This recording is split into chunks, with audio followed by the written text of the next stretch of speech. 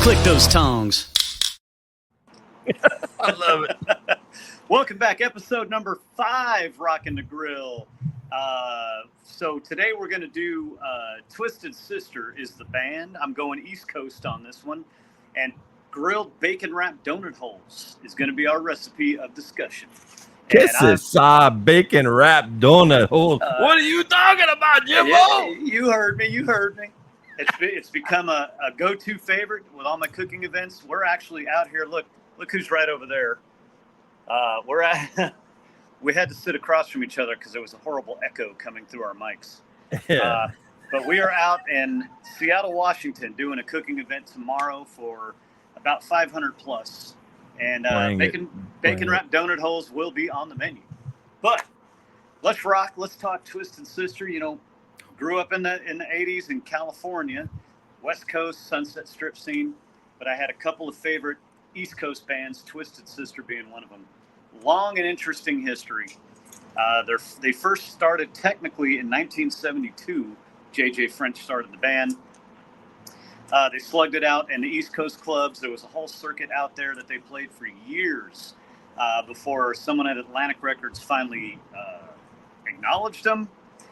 And then they came out and they were the MTV darlings of the 80s, and everyone thought they were an overnight sensation when in fact they worked probably harder than any other band that was out there. So, I just got to interrupt you because on your flight up here, you downloaded some kind of like trilogy of the history of Twisted Sister. And we were watching it in the room.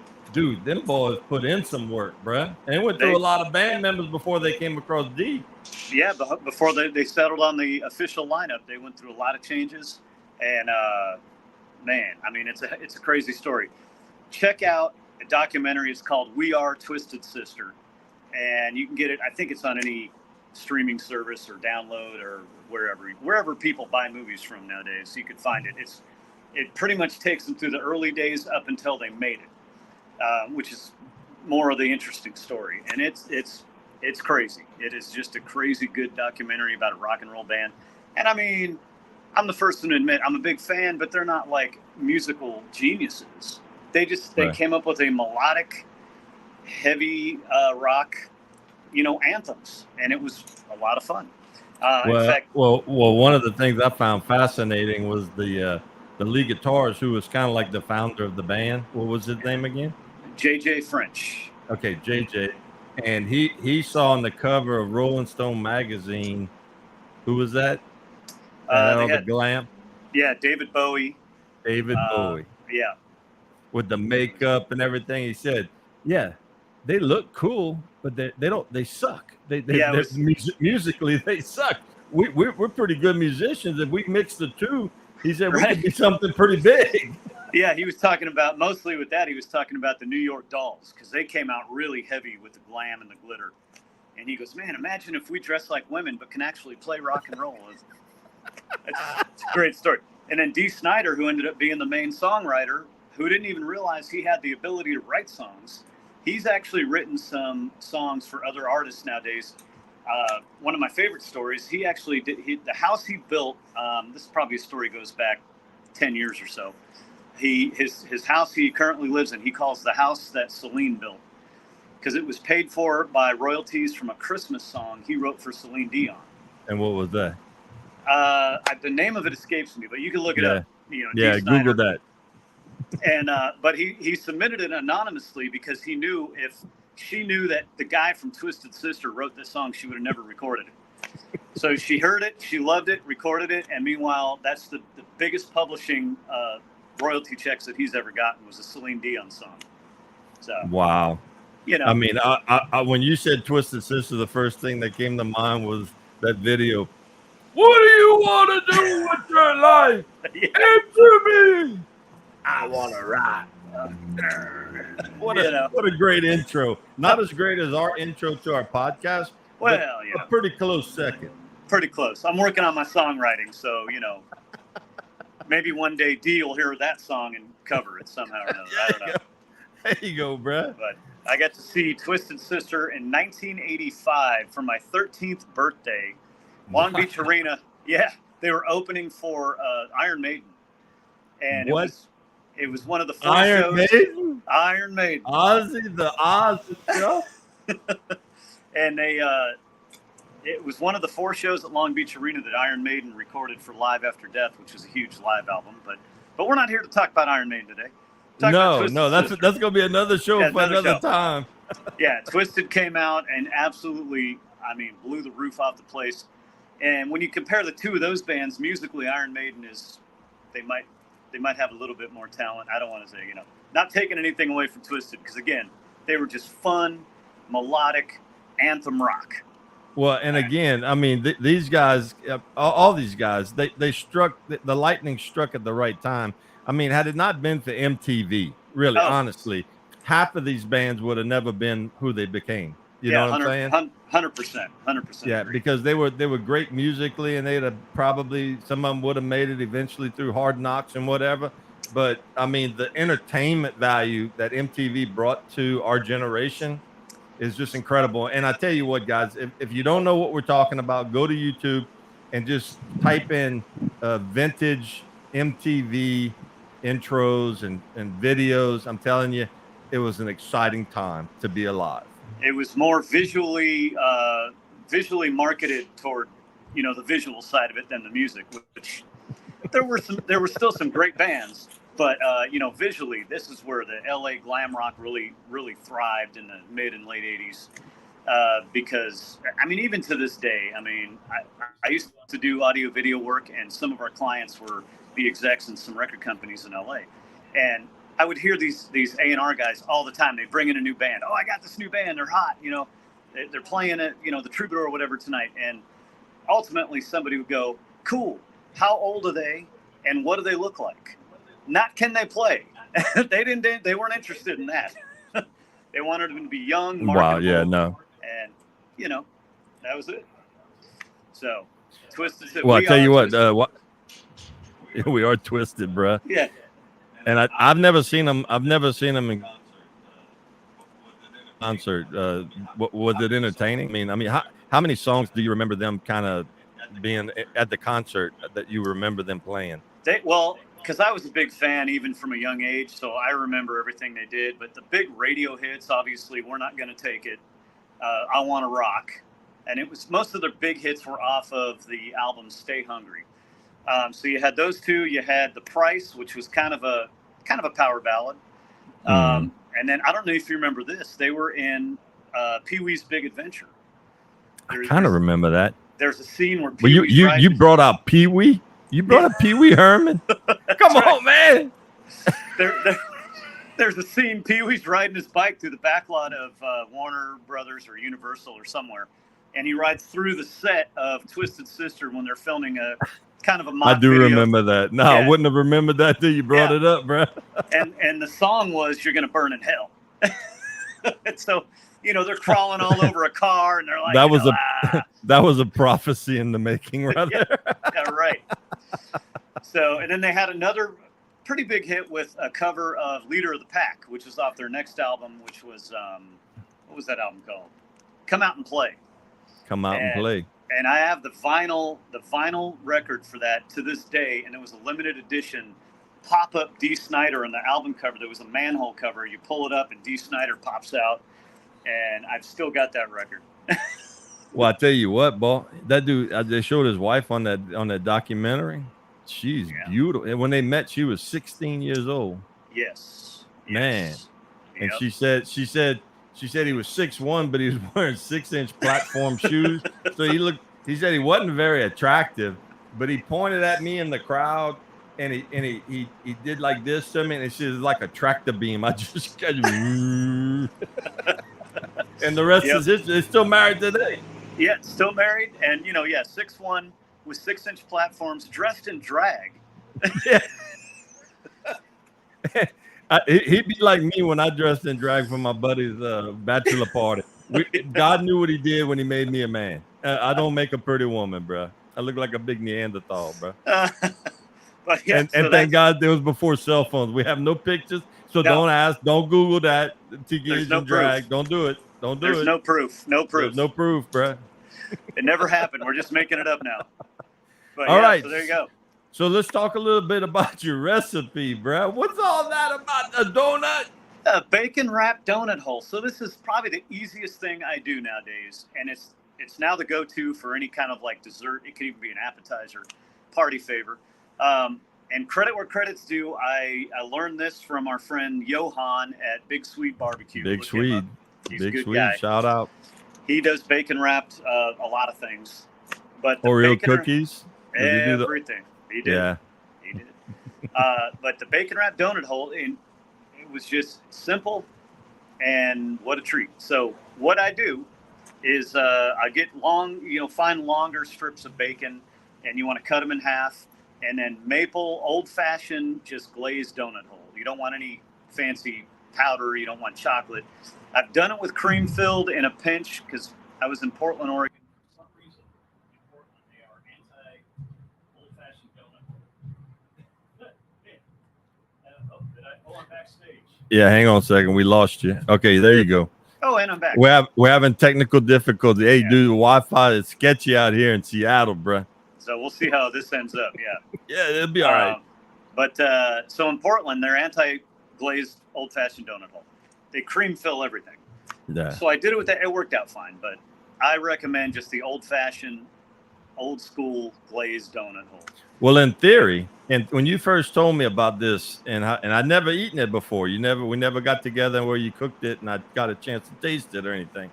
But when you told me about it, in theory, it works because you're mixing that savory, that salty, kind of a little bit of grease to it with the seasoning, and you're adding that to something sweet. And anytime, guys, you can mix savory and sweet, whether it's on the grill or in the kitchen or in a dessert, like chocolate covered strawberries with sea salt drizzled on top. Don't freak out. I'm telling you, put that in your mouth. It's something that happens. It's just BAM! You know what I'm saying? Good stuff. So then I got a chance to try it at our little gathering that we had not that long ago, and I couldn't wait. And bam! Let me tell you something. That's legit, bruh. Yeah, and it could not be any easier to make. So yeah, you cut your bacon strips in half, wrap it around the donut hole, put a toothpick through it, and put them in a aluminum foil pan. Right. And then I'll put them on the grill. I cook them right. Oh, and as a little extra, what I do is I sprinkle a little bit of Xtra Cajun seasoning on the top of that. I know the guy that developed that stuff, right? Hang on. We might have a sample. Hey, look, there it is. That's the stuff, guys. That's the stuff. Just a little bit on top of that. So then you got your sweet, your savory, your little bit of zip. And in the foil pan, put them on a grill, usually about medium heat, because when this stuff starts to cook up. Direct or indirect? Direct or indirect? Direct. And when it starts to cook up and the grease is starting to happen, they cook up pretty fast. So medium heat's fine. Usually about 4 or 5 minutes, and then you just flip them over one time. Another 4 or 5 minutes. What I have learned is immediately pull them off of the grill, dump them into another foil pan with a paper towel on the bottom to soak up a little grease, and then put them right back in a foil pan, and then serve them. People pick them up with a toothpick, a little bite size, bacon wrapped donut hole. It's a beautiful thing. Now, one of our buddies, we were shopping today, and he was wanting that recipe, and we told him how you cook them in a pan. And he said, well, I like my bacon a little bit crispier than in the pan. I want it rubbery. Can you take it out the pan at the very end just to kind of crisp it up a little bit on a low fire? You could do that, but you can also just leave it in the pan a little longer because that bacon it'll crisp up. It'll crisp up real quick, yeah. So that's it. And I only bring up the dumping it into the paper towel and dumping it right back because I have done this and I got distracted. And if you let them sit in the pan right off the grill for more than a couple minutes, they're going to stick. No cardiologist will eat that. No. More for us. That's all right. That's right. Now, when you did tell me about this, I mean, when I first heard you tell me about this recipe and how everybody raved about it, typical Cajun man, he wants to take something great and make it just a little bit better. So have you ever made like a bread pudding sauce, like a rum sauce with sugar and rum and a little bit of vanilla in it, just to extract, just to kind of drizzle over it, just to give it that little bit extra? You know I haven't. We might have to try that one time just to see. Right. Hey guys, but that's the thing about grilling is that you experiment. I mean, you take somebody's recipe and you can tweak it and mold it to where it's specifically what you want. That's what we're talking about. That's it. Just because we're talking about it one way, and some people are like that, bro. They want legitimate followed by the book, legitimate followed by the book recipe. And that's not how I cook, but if that's how you cook, I mean, that's fine. But you don't always want to follow the directions entirely. If it sounds good, try to deviate a little bit, add a little bit of something extra, this or that, you know. And I'm not saying to do it when your company's about to show up. Maybe try when it's just you and your wife, you know. And if you screw it up, you can throw it in the trash can and nobody will know any better, you know. That's it. Yeah, I've tried this a couple of times when we had people over, and I have a YouTube channel with a bunch of recipes, and you can find that at youtube.com/at Jimbeaux spelled the regular old boring American way, Jimbo. Okay, try. Give it to him again because you froze up for just a second. Give one more time, bro. At Grilling with Jimbeaux is on YouTube. You'll find me.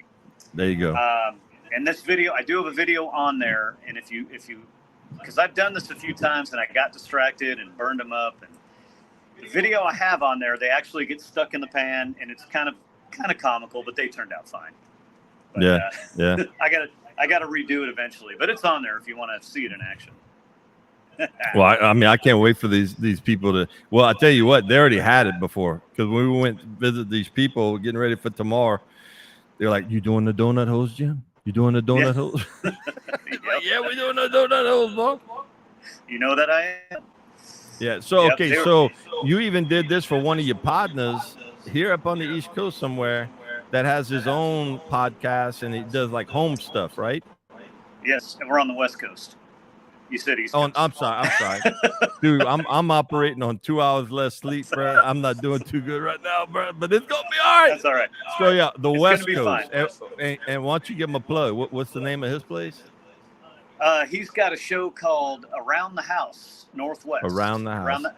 Around the House with Eric G. And he's based out of Portland, and I've been on his show a few times, and this is one of the things that we did about a month ago or so. We put out. I remember watching it.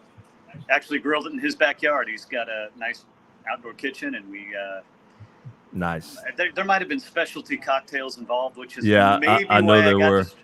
Maybe why I got distracted, and maybe why the donut hole stuck to the pan. I'm not admitting anything though. Well, and that's maybe where I got that idea of that rum sauce. I mean, I as a kid, I never really got into bread pudding. Later in life, I fell in love with it, and I love the simplicity of something like it. Kind of like your donut holes. But to me, what makes a good bread pudding, a great bread pudding, is the sauce that goes on top. If that ain't the right sauce, it's going to be just good. But if it's the right sauce with the right, I mean, you can even put white chocolate in there, melt all that down in there with the rum and the sugar and all that, the little vanilla. Oh, let me tell you, that makes it great. And I can't wait to try that one day with you. I want to make the sauce, and we're gonna experiment. Put on our lab coats, bro. Well, you mean one day when we have like 5 minutes of free time, we'll yeah, which we never have. We never. As a matter of fact, when I tell my friends we're doing this podcast, they're like, T-Guid, when you got the time to do all that stuff, man? I mean, you never stop. Say, bro, you know what they say?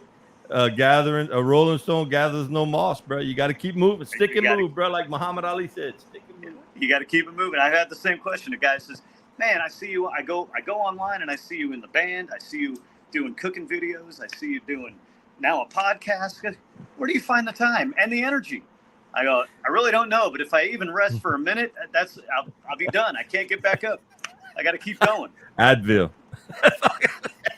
And this program is brought to you by Advil. Yeah, they should really give us some money to do this. They should give me a lot of money and free product, bro. The ibuprofen is what I live on, man. It's not that, things hurt all the time, so yeah, you just got to keep going. So you do this over. I know you love your wood-fired Kamado. You do that mainly on that, or do you ever do it on a gas grill? I mean, can you do it on both? Pellet? Have you ever done it on a pellet? I haven't done it on a pellet. I've done it over charcoal. It's a little easier to do it over gas because you can control the heat a little more. So if things start sizzling up and bubbling up too much out of control, you can turn the flame down. Yeah. I've done it in a pizza oven, which is really good. Mm-hmm. But gas grill for this one is probably the easiest way to go. I got you. So you got anything more to add? Because we're at the 20-minute mark. Coming up on 21. We could. Man, that's it. Let's keep. We did it, bro. We kept it. So I tell you, we don't have any video clips of Twisted Sister. But go, hey, y'all go to Pandora and put in Twisted Sister, your Spotify, whatever however you listen to your music, and rock out to a little Twisted Sister, man. Give them some props, bro. It's time to resurrect them boys, man. It's probably been a few years since most of you have heard Twisted. If you go back and listen to them, it's just fun, melodic anthem rock. And, it is. And look up We Are Twisted Sister, the documentary. I promise you won't be disappointed. Interesting, even if you're not a fan. Really interesting story. All right, brother. Well, look, let's let these people go. Hey, guys. Hey, if you love this podcast, share it with all your friends, man. I mean, share. We have it on Facebook. We got it on our YouTube channels, which mine is Xtra no E dash Cajun _ T-Guid, just like it says on the screen right there that you see. So y'all look us up and share it with all your partners, bro. We're trying to blow this thing up. There you go. And we ain't gonna keep doing it if y'all don't. Yeah, I mean, we got to go, man. And all my social media pages, you can find me TikTok, Facebook, Instagram, and YouTube. Grilling with Jimbeaux, Jimbo. Look that up, you'll find me. There you go, bro. There you go. We love y'all. Y'all keep us in your prayers, and we'll see you at show number 6, where we don't know what we're gonna be talking about, but it's gonna be good. Or where we're gonna broadcast from? Who knows? Hey, that's a mystery, bro. We might be coming to a city near you. All right, here we go, guys. See y'all later.